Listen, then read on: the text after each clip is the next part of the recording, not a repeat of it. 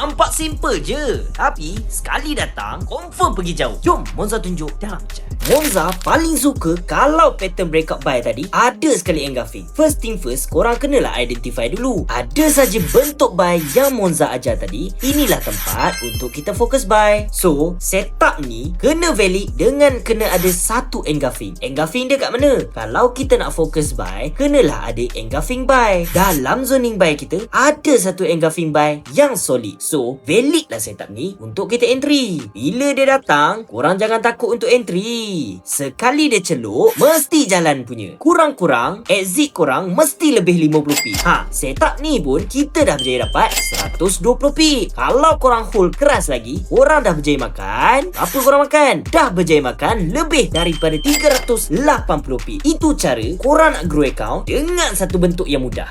Senang kan?